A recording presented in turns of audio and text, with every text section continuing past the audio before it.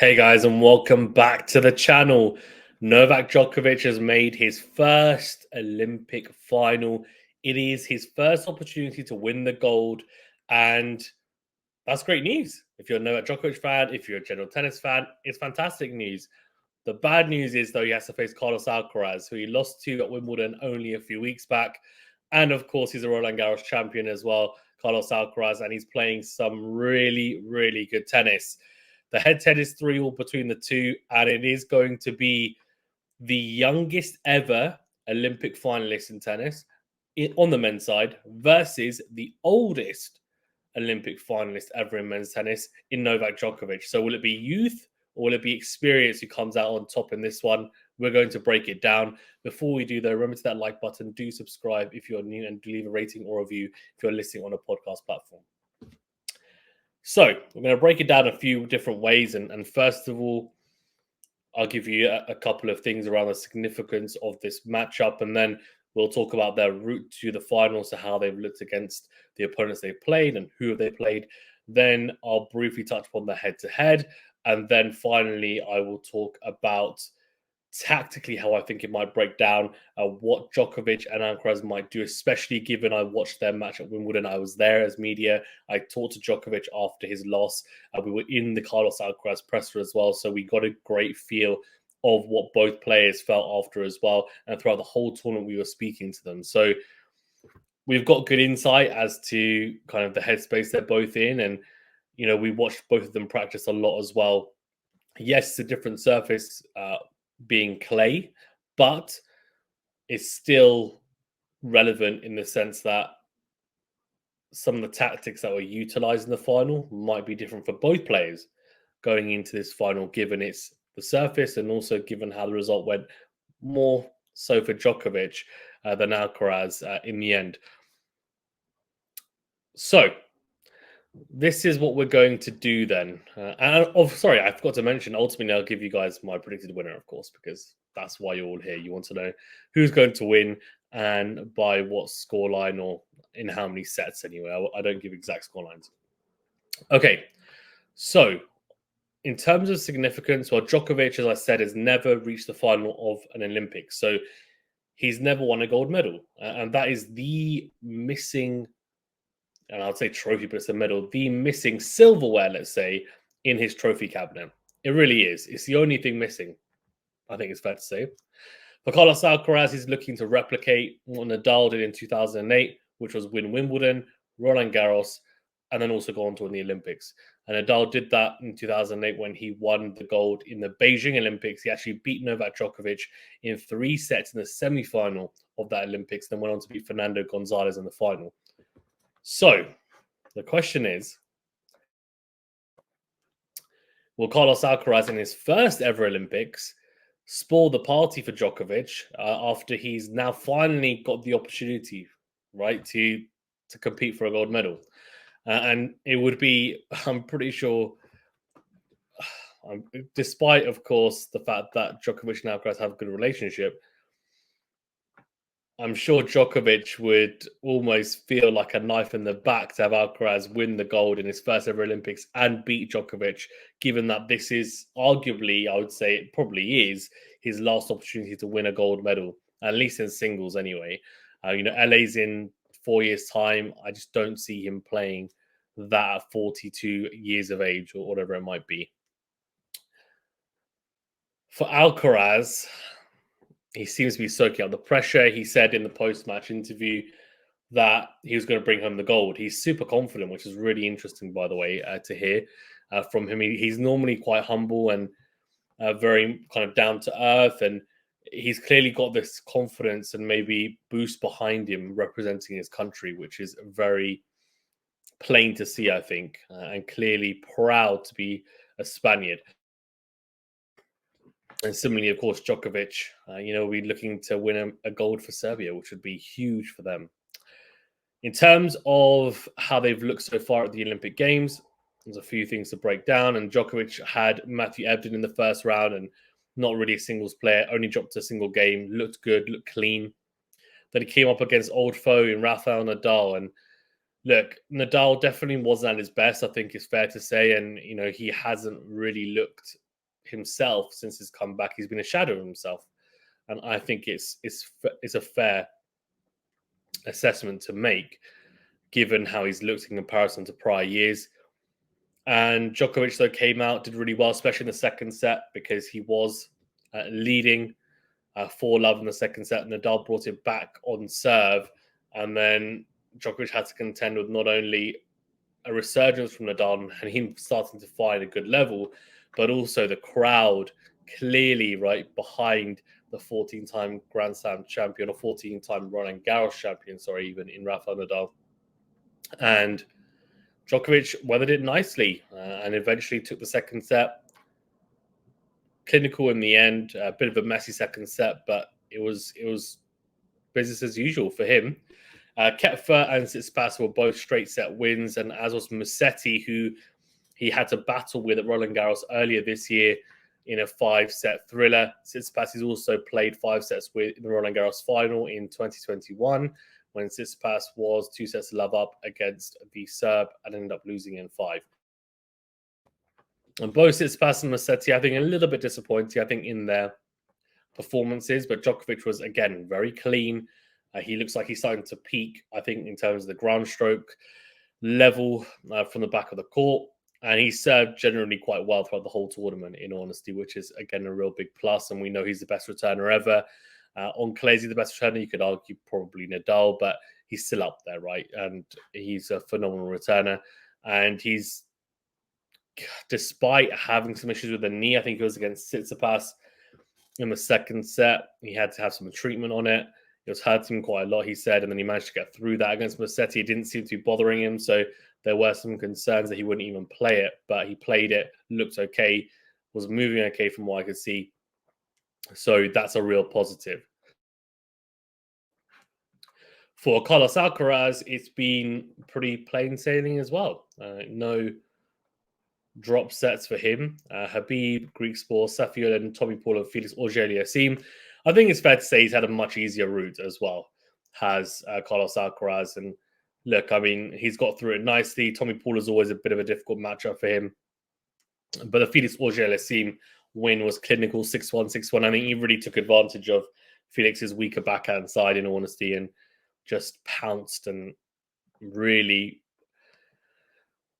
just picked apart the weaker wing of the Canadian.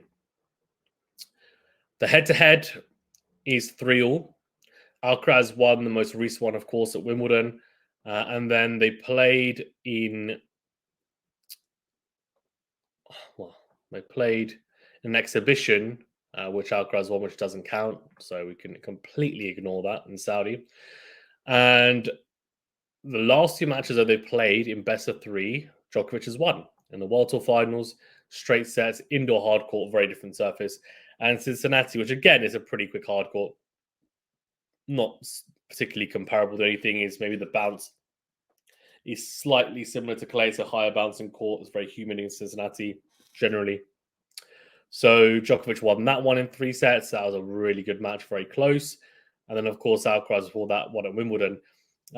The only clay court matches they played were at Roland Garros last year, where Djokovic won in 4 sets. Alcaraz cramped badly in that match after taking the first set. He did say after that he put a lot of pressure on himself. He was feeling it. He took the second set even, and it was 1-all. Then got breadsticked in both the third and fourth sets. Wasn't moving well at all. And he clearly took some learnings from that, because we haven't seen that issue rear its head again, which is, of course, a real positive. For the Madrid win, that was really, the 2022 season. Alcaraz making his breakthrough, won his first slam in the US Open, and that Madrid run where he beat Nadal, Djokovic, and Zverev in back-to-back days was just like mind-boggling, in all honesty, and such an impressive run, and one of the best Masters 1000 runs I've seen in a while, to be honest, and it's definitely up there, no doubt. In terms of tactically, then, let's get into the nitty-gritty, what everyone wants to really talk about. So, before the Wimbledon final, I was watching Djokovic warm up, and he had 2 British guys warming him up, and I thought, okay, what's he going to work on? And it was a it was an open court, so it was court 13, 14, so all the public could see it for free. Fantastic, right? Great.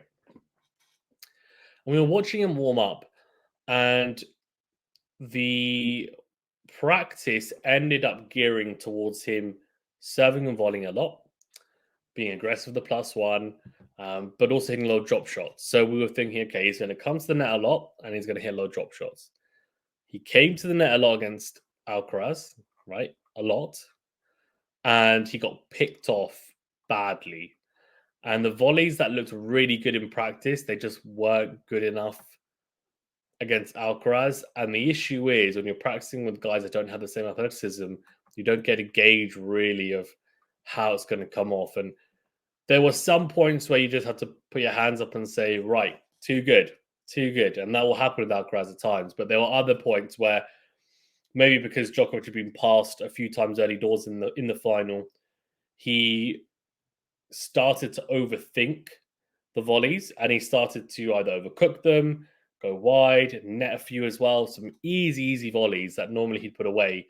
He ended up coming to net 53 times, only won 27 of those points, a 51% success rate, which is really low. In the first and second sets, I think the first set especially was really low. We're talking about maybe 17% is what we're looking at. Now, I don't think he's going to come to the net much against Alcaraz on clay, if I'm being honest. He doesn't have a massive kick serve, Djokovic. So he's not going to be coming forward lots. I would expect him to be staying back more against Alcaraz and trying to use the angles, trying to use a drop shot as well when he can to push back Alcaraz first with higher topspin and depth and then use a drop shot. His depth was really good in the match today, I thought, and that's a real positive because clearly something that, when it's working, it's fantastic to see. Against Musetti today, he came to the net 26 times. So still a fair few times, considering it was only 2 sets, and only won 16% of those points. So it's that 62% of points won. And some of those net points will be when he's retrieving a drop shot, which Musetti hits a lot. So it might not necessarily have been him coming forward to volley, but actually coming forward because he had to come forward. And against this pass, I'm just looking at his net points in terms of how many times he came forward. 17. So again, quite a few. Only won 10 of those 17, though, 59%. I would be surprised if we see Djokovic come forward more than 20 times against Alcaraz. I think that's even more than 15. And if he does, I think he could be in real trouble, like he was at Wimbledon. And the question is, and the difficulty is, I think, for Djokovic, is how does he approach this match? Because in the past, right, we look at Wimbledon last year. Again, I get it's a different surface, but these guys are all court players. So the way they play is transferable to all surfaces. And of course, they tweak it in certain ways, but generally transferable. Djokovic tried to go toe-to-toe with Alcaraz physically, and he came out second best. And that's fair to say, right? Then they played the ATP finals at Cincinnati, and Djokovic edged him there. But hardcourt, in my opinion, is the best surface for Djokovic to play Alcaraz. I'm not saying that he'll win every time on hardcourt, but I think it's the best surface in this rivalry for Djokovic. I think clay is actually the worst, and grass is just behind that in second place. The reason why I think clay is the worst for Djokovic is because Alcaraz hits with such heavy topspin at times, and he has that ability to hit with those heavy topspin balls and flatten out the forehand and the backhand. And he has that variety with the drop shot, with the kick serve. He can open up so many different angles. He can push you back in so many different ways that he almost has a lot more ways, I feel, on the clay court to hurt you. With Djokovic, right, his reliance on clay is on his depth and on the angles he finds, especially on the forehand. He's also phenomenal defending the ad court because his backhand is just rock solid. And when he's playing best on clay, he's actually running around that backhand when he can to attack with the in-twin and into-out forehand. And that has been prevalent this week, which is a real positive. The serve has also been big, and that's been good. He's managed to win a lot of 3 points, and I think he's been very impressive behind the serve with that +1 shot. The issue for him is that he's just facing a different animal when it comes to Alcaraz, and Tsitsipas and Musetti and even Nadal in this shape, they're just not the same as Alcaraz. Alcaraz is the best player on the planet right now. I think it's fair to say. And if Djokovic, if you asked him name one player you want to avoid in the final, he would have said Alcaraz. He would have said Alcaraz. Now, this isn't an easy matchup for Alcaraz either. I think Djokovic is probably, given that Sinner wasn't in the field as well, I think this is the toughest matchup for him. I mean, you could argue maybe someone like Zverev, but he beat Roland Garros. Yes, Zverev, you could argue, got a bit tight, etc. But I think this is a tough matchup for him. Tactically, backhand to backhand, Djokovic can cause Alcaraz issues. On clay, though, I just don't think it's as prevalent because the courts aren't as quick and Djokovic doesn't hit a really high topspin backhand. So Alcaraz will be able to kind of go cross-court, but go hard cross-court with the backhand and also open up on his forehand at times if Djokovic doesn't find the right angles. He's also then, in the ad-court exchange, because it's clay, he can go backhand cross-court, obviously down the line if he wants to change direction, but let's just focus on that. Backhand cross-court, and then he can go flatter, or he can go angle, he can go lob and try and push back Djokovic. He's also got the in-to-in forehand, which he can hit with high topspin or flatten. The into-out forehand, which again, he can find an angle or go high topspin. And the thing is, on clay, is what's really good for Alcaraz is that some of these options we're talking about, with the higher topspin balls, the lobs, high topspin lobs, etc. as well, they push the opponent back even more on clay. And what it does, it opens up the forecourt more. So either Alcaraz can come forward and finish the point off of the net, or he can hit a drop shot. And that's what I was talking about earlier about clay opening up even more options for him. And he came to the net against Felix actually 22 times, Alcaraz, 77% of points won, 17 out of 22. I actually think that there will be a slight reversal in tactics. So at Wimbledon, Alcaraz was happy at times to sit back and pick off Djokovic and be more physical from the baseline and kind of out-muscle him at times. I think he will do that when needed against Djokovic, but I actually think he'll come forward to the net more than Djokovic, and he's got a big kick serve. I can see him sneaking in behind it and trying to serve volley at times. Djokovic is such a good returner, but the one return that is still not rock solid, it's definitely not as weak as it was, but it's still not rock solid for me, is that backhand return off a big kick serve. When he's having to return up around shoulder height, it's not the most comfortable and sweet timed shot when it comes to clay, because it's just such a difficult. Look, no one really likes. There's not many players on tour. You can maybe name 2 or 3 max that like the ball at shoulder height or higher.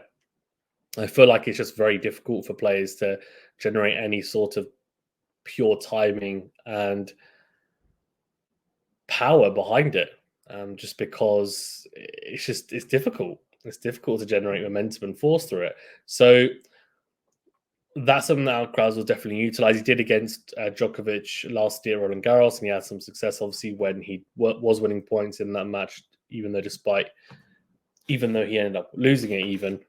And then, of course, in Madrid, he did use that as well in 2022, but those are different courts. So I think he'll do that. I think he will at times try and grind with Djokovic and really push him physically. The positive for Djokovic, though, when it comes to the physicality, is that actually being a best of 3, I think it will suit him. I think it was best of 5, then you start to really edge towards Alcaraz, because despite him playing singles and doubles, he's just got youth on his side, his body. He doesn't have the knee issues and the kind of question mark around them that Djokovic has as well. I don't think he'll be worried about that too much in terms of his body. And it's one last push for him, for Alcaraz. But for Djokovic, I think being best of 3 is a real advantage, I think, for him in this specific scenario. In terms of what Djokovic needs to do and Alcaraz needs to do, what they might do, and then we'll wrap up. And I'll give you guys my predicted winner. For Djokovic, I think he needs to really pick and choose if he comes to the net. I think it has to be almost, a guaranteed point that he's going to win to start coming forward to the net. I just think he will be a sitting duck to the drop shot and the lobs and the passing shots from Alcaraz if he comes forward at the wrong times like he did at Wimbledon. I do think that if he serves like he has done this week, then I think he'll put himself in a good position, at least in his service games from the first shot. And then he has to try and hit as many forehands as possible, which sounds weird to say because he's got such a good backhand, but he can be more aggressive on the forehand side, even. And he needs to try and push Alcaraz and not let him dictate proceedings, I think. That means going big on the forehand, trying to push him back. Djokovic has got a good drop shot as well. It's not as good as Alcaraz's, but he can utilize that at times as well. And then he needs to find the good angles. His forehand cross court, especially on clay, can be sublime at times, the angles he finds. He's going to have to accept that at times when he gets into those exchanges, Alcaraz will go line and find some miraculously incredible shot down the line. And that's just the type of player that Alcaraz is, and the ability that he holds just means that you're always going to be susceptible to getting killed with one of those types of highlight reel shots. But he needs to kind of stick to that as well. He needs to be the one changing direction first if he can. And if he can get into the backhand-to-backhand exchanges and actually utilize his into-out forehand versus Alcaraz's backhand, that's a real positive as well. But I just think for Djokovic, it's very hard, if I'm being honest, when I think about it, to see a specific aspect where I feel comfortable saying I think he can best Alcaraz. I don't think he can do it in physicality. Returning on clay, I think Alcaraz is just as good, if not better. The drop shot, lobs, the touch game, Alcaraz, I think, at the moment has got a better touch game. The forehand on clay, I think Alcaraz is better. On the backhand, I think Djokovic has got an incredible backhand, but on clay, I don't think it's necessarily any more potent than Alcaraz is, if I'm being frank. And then the net play, I think Alcaraz has got better hands, if I'm being completely honest. So a lot's going to come down to Djokovic using his tennis IQ and just managing the match the best he can. And can he execute the tactics that he puts forward? Is he going to be able to make Alcaraz feel uncomfortable? Because it's difficult to see how he does. But look, he is an incredibly intelligent player. And man, I'm sure he'll come up with something. And it'll be different to what he did at Wimbledon. It has to be, because the surface won't allow him to come forward as much as he did. And especially the way he did. He also approached the Alcaraz forehand a lot at Wimbledon. So if he wants to approach the net, maybe approach the backhand at times, or even go down the middle. Sometimes going down the middle can be a good choice. Yes, he could get lobbed, but you have to accept that might happen as well. But it also might mean that Alcaraz doesn't have an angle to aim at or specific targets to aim at. It makes it hard for him. So maybe something for Djokovic to think about when he does approach the net. I think that's it in terms of Djokovic. I'm finding it difficult. I think he needs to play lights out tennis to win, in all honesty. I think he needs to really max out and hope that Alcaraz doesn't match that. In terms of Carlos Alcaraz, what does he need to do? Well, there's a few things. He just needs to play the level that he's been playing. I think it'll be enough. That sounds harsh to say, but I think it will be. I think Carlos, and it's interesting what Djokovic said after I spoke to him and asked him a question in the press conference when he lost to him in the final, and he said, I said, look, is there anything you could have done better? Tactically, could you have done something differently, and would it have changed the outcome of the match? And he said, look, he outplayed me in every single aspect of the match. I just wasn't good enough today, is what he basically said. And I was going to press him on the net points, but he talked about that himself, actually.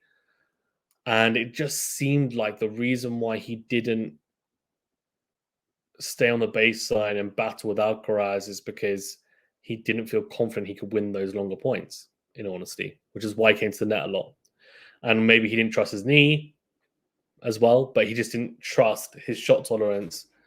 Not just shot tolerance, but just his ability in those rallies to come up victorious more often than not. against Alcaraz. And I think that was a bit alarming to me. And again, it could just be because of the knee. But despite obviously him moving a bit better, he looks to be moving better Roland Garros. And I know he's had the knee scab, but he looks okay from what we can tell. I do think that Alcaraz will really test the knee, the drop shots with the lobs, with angles, and we will see Djokovic sliding. It's just a question of, will Djokovic's knee hold up? But not just that. Is Djokovic's knee good enough for him to play his maximum level? Because I think he needs to play close to that to be Alcaraz in this final, if I'm being frank. I just think Alcaraz at the moment is like a freight train. He's able to just do so many different things on clay with the high topspin forehands, the buggy whip forehands, the flatter ones, the backhand, even the backhand slice. He's got great drop shot, the lob. He's serving lights out. Djokovic said to me, I've never seen Alcaraz serve 130 plus in terms of miles per hour on serve. And I did think, and obviously I'm not going to say in the press conference, but I did think to myself, this is not a new thing. And Djokovic tried to almost say that it was, and it's not, because when he does go all out and just goes purely for power, almost at times, he can get to almost close to 140. I haven't seen him hit 140, but I've seen him hit 136, 137, I think, 138 even. And at Wimbledon, I think what maybe surprised Djokovic is that he was doing that consistently, and I think he just was feeling his serve. So he wasn't, he likes to hit with variation at times. But if he was serving big and he was hitting his spots and it was working, then he was kind of just ramping through it. I think that really took Djokovic aback, and he's still serving pretty well this week. So I think, again, his serve is something for Djokovic to bear in mind, and he'll be looking to hit as many forehands as possible behind his serve, and he'll be able to, on clay, hit more than he would on grass, right? And he did against Djokovic in that final. So the question is, can Djokovic keep it away from the forehand at times?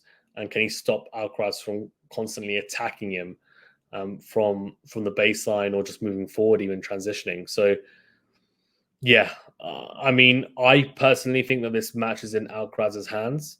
If we're talking about Djokovic from last year, who won Roland Garros, then we're talking a completely different story. And we're analyzing this a completely different way. But given how both players have played in the last few months, and given also the fact that not just months even, but also this whole year, I think Alcaraz is quite a heavy favorite. And I would actually say it's 70% chance of him winning this final and Olympic gold medal.